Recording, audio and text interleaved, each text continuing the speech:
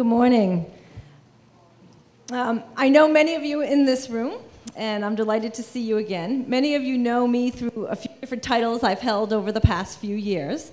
But one title that many of you don't know that I've held, that is perhaps one of the most important titles I've held in the past few years, and most recently as this past 6 months, is that I was an OLnet Fellow in December. So I was an Open Learning Network Fellow. I had the opportunity to visit the Open University of the UK. I had heard that Hewlett was sharing some of the reports and results from the early days of open educational resources with them, and they were studying them to look at pathways, evidence, and structures moving ahead. I thought it was a brilliant idea for someone who's been a funder to have the opportunity to actually go back and kind of take that period of time to reflect on what the funding looked like, what the opportunities were, what the evidence for success looked like, and what the gaps were going forward, as well as the opportunities. So on a very, very cold and snowy week in early December, I was in Milton Keyes. It was the coldest of all the weeks I've spent there over the past 8 or 9 years. And I had the opportunity to just sit and think and spend time with this incredible research team. And part of the conversations around the team is, where is the field of OER? How do we think about how we map the field of OER? What it looked like when we began, when Mike and I began 8 years ago with 35 people in a conference room at the Hewlett Foundation, the mapping looks very different now. The world has changed, the situation has changed dramatically, the opportunities have changed. And so how do we begin to build that mapping at this point in time? And what do we look at for it going forward? So I had this great opportunity with the Open University of the UK.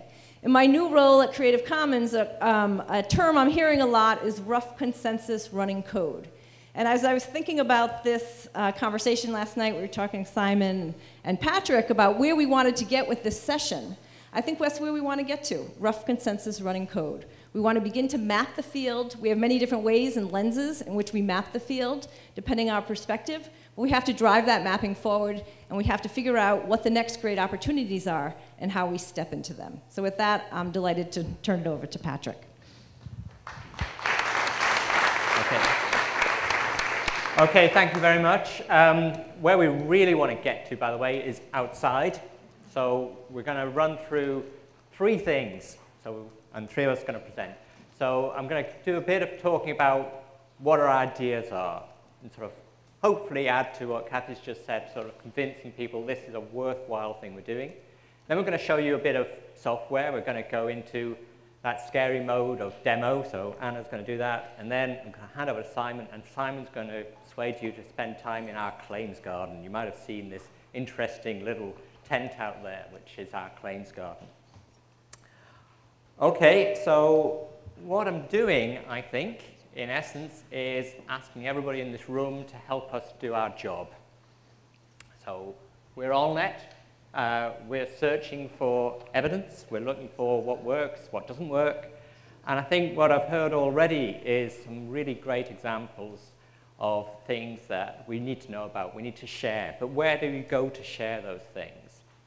So it's not just about what we're doing. I think we've done a pretty good job. We've been carrying out little research projects. We've been supporting fellowships like Cathy's. We've also been building some infrastructure, some tools that help us do our job as researchers. But we really want help. And there's so much going on in this OER world, and we want to sort of collect together all of those little bits of data. But it's very hard to spread yourself thin over the world. So back last year, we were in Yale. This year, we're in Sausalito. I don't think I've said that before, so I don't know whether I said it right. And there's so much that you get from coming to one of these conferences. But I also was at a fascinating conference in Russia, organized by UNESCO. And you get another context there, what's happening in the Russian-based teaching systems in places like Mongolia, and where OER is seen as a big solution for the issues that they've got. We've been doing work in Brazil with teachers in Brazil. First sort of encouraging take of OER, but then actually finding really great ideas coming back of new ways in which OER can change the way they work outside of universities, outside of the system. And of course, there's the African context where there's extra challenges, but also extra impact, more immediate impact. So there's all these little signals we're receiving from around the world. And we need to sort of pool our collective intelligence, pool all the ideas that are coming. And this is not something that a little research team tries to do in isolation. It's a way in which we can actually bring things together. So I've actually got a hidden past. I was a satellite engineer. I was actually involved in designing a satellite that might still be up there, might have crashed by now. And so there's this idea of sort of how do we sort of take all these little bits of information, these signals, amplify them, find meaning in it. So concept is an evidence hub, a hub that will bring together bits of evidence, claims that we will be making, and how do we support these with evidence plus and minus. Now, Cathy mentioned the particular work we were doing, so I'm just sort of going to show this as perhaps an exemplar of the pooling of signals. So we've been listening to a lot of you through the reports produced that you've delivered to Hewlett over the past time. If you've been a Hewlett grantee, thank you very much for the inputs there. And we analyzed them as a team of researchers, read through everything. We also ran some really interesting automated claims analysis software. Again, thanks to a fellowship. An OLnet fellow came from Xerox and brought some interesting analysis tools with us.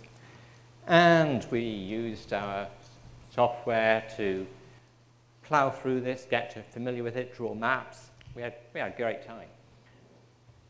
But actually, again, this is we know more. We know more. We feel that we know more as researchers, but we need to open up this process. So the evidence hub is sort of the idea that we simplify this down, simplify the way in which we can interact with these things. So I'm going to hand over to Anna, who's going to show you the software side, and then pass on to Simon, who'll show you what really is simplified for today. So we are not asking you to go off and use the software. You're welcome to explore as you go along, we go along. We're going to ask you to do something simpler and paper-based and out there in the garden in a minute. So over to you, Anna. Thank you, Patrick. So I'm going to demo ci.OLnet. So ci.OLnet, what it is a web platform which has the objective to develop a living map of the OER field. So the main question is, what do we know about the impact of OER in teaching and learning, and what are the evidence that we can share and that can back this knowledge we have and the claim we can make. So there are different things you can explore and share in this platform.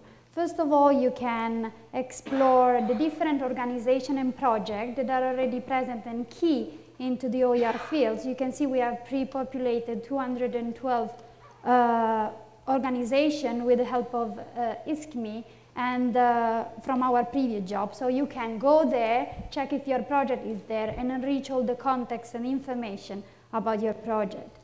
Then you can also share and add new challenges. What are these? So these are the questions that your project or organization is investigating and that will help, to discuss with the rest of the community. So what we actually still don't know, what are the gaps for the OER fields.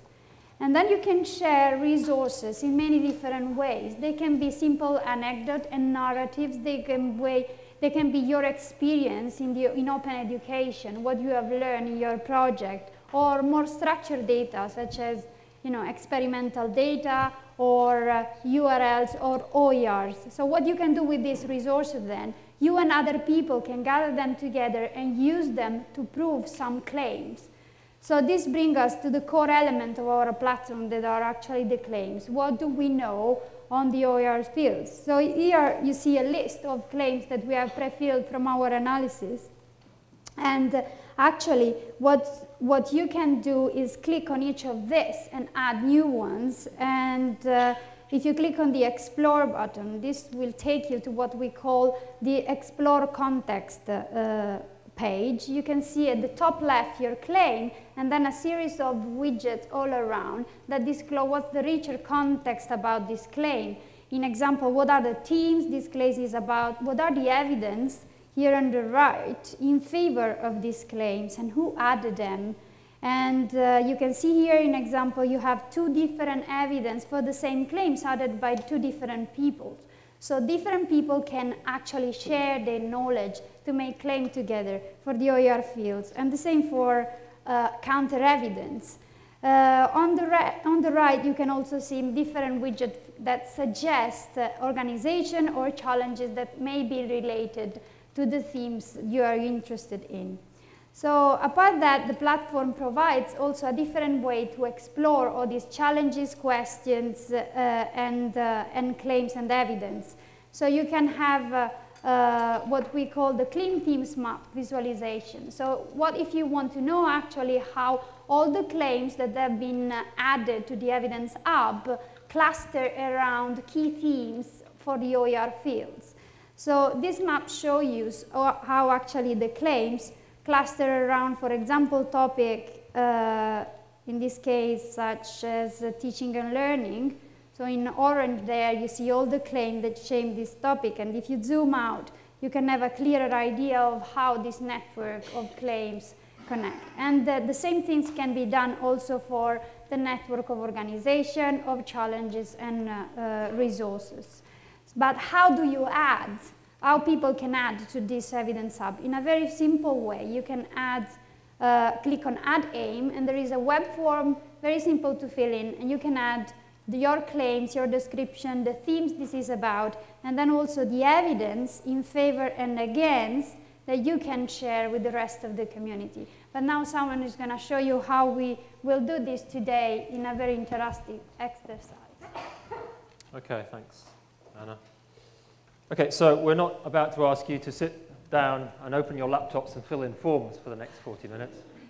We need to get out there, okay?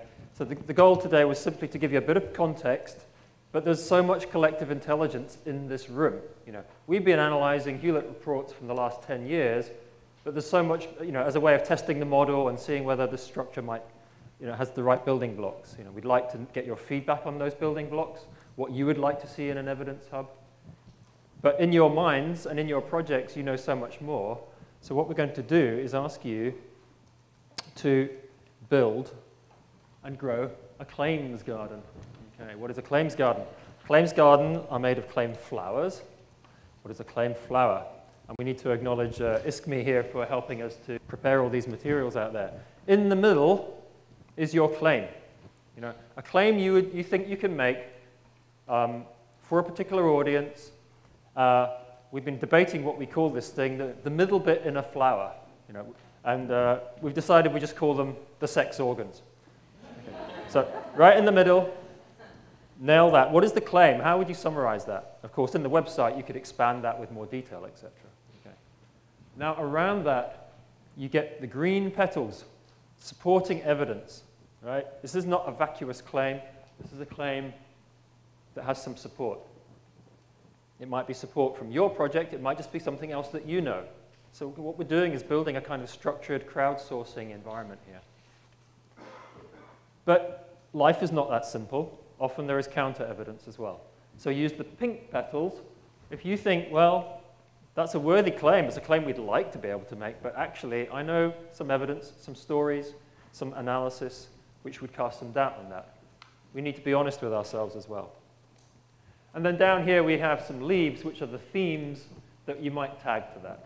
So you can pick some leaf themes and add those on there. So there is your claim flower, okay? And out there on the boards, there's a photo of what you'll see, except of course it will be blank, okay? And the themes are up in the top left there. You can pick up themes from there. There are some pens here.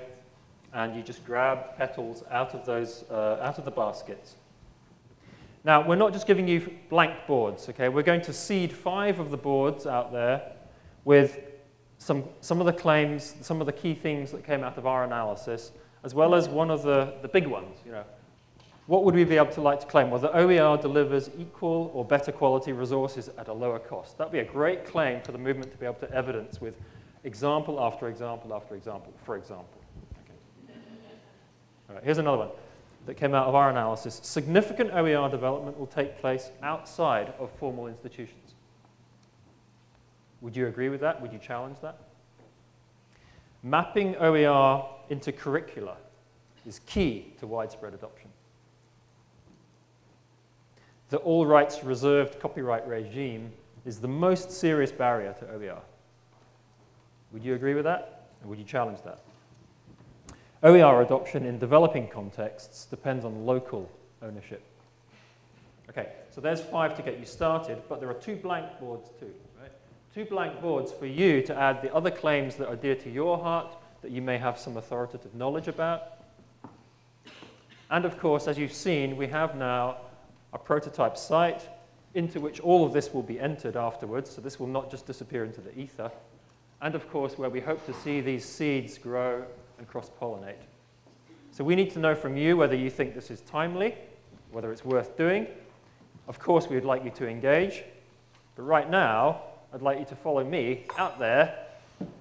We've got until lunchtime now to go out there and start growing some claim flowers. Thank you very much.